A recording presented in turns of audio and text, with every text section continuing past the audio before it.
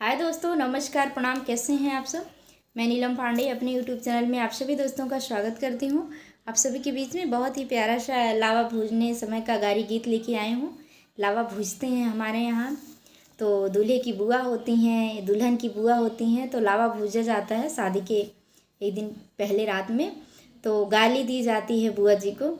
तो आइए अपनी अपनी ननद के लिए सब गाइए, हम भी सुनाते हैं आपको। प्लीज़ अच्छा लगे तो वीडियो को लाइक कीजिए, शेयर कीजिए, सब्सक्राइब कीजिए चैनल को मेरे, अपना आशीर्वाद दीजिए। आइए आनंद लेते हैं गारी गीत का। कि मोरे ननदी के लमहर भार लावा भूजा करें। मोरे ननदी के लमहर भार लावा भूजा करें। मोरे ननदी के लमहर भार लावा भूजा करें। उनके भैया के रंगीला मिजाज लावा भूजा करें। उनके भैया रंगीला भतार लावा भूजा करें। उनके भैया रंगीला भतार भरवा झोंका करें। मोरे ननदी के लमहर भार लावा भूजा करें। जाओ हमरे लावा ना फूटी है हो ननदी, जाओ हमरे लावा ना फूटी है हो ननदी। अरे देवे भुजावा भतार लावा भूजा करें। अरे देवे भुजवा भतार लावा भूजा करें। मोरे ननदी के लमहर भार लावा भूजा करें। मोरे ननदी के लमहर भार लावा भूजा करें। उनके भैया रंगीला भतार भरवा झोंका करें। जब हमरो लावा ना फूटी है हो ननदी, जब हमरो लावा ना फूटी है हो ननदी। अरे देवे महरा भतार लावा भूजा करें। अरे देवे महरा भतार लावा भूजा करें। हमरे ननदी के लमहर भार लावा भूजा करें।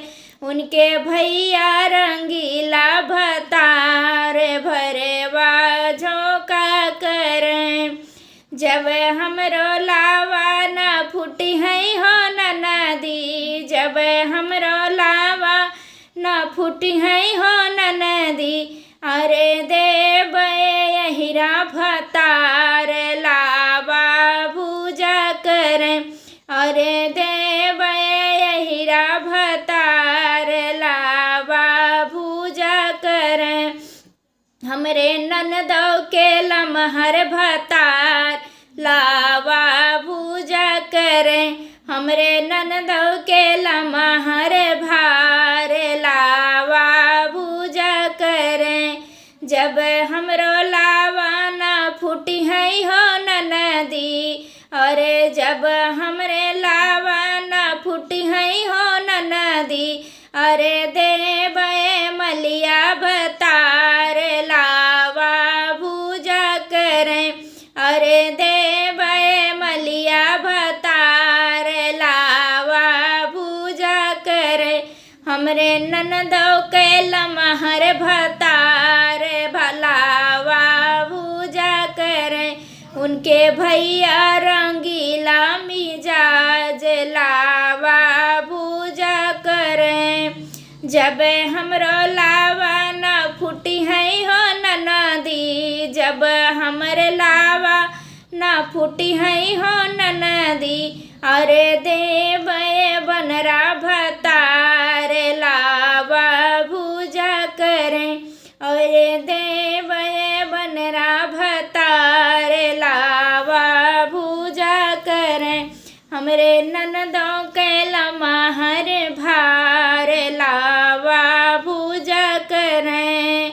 जब हमरे लावा न फूटी है हो ननदो, जब हमरे लावा न फूटी है हो ननदी, अरे देव ये कुकुर भतार लावा भूजा करे, हमरे ननदो कैला महर भार लावा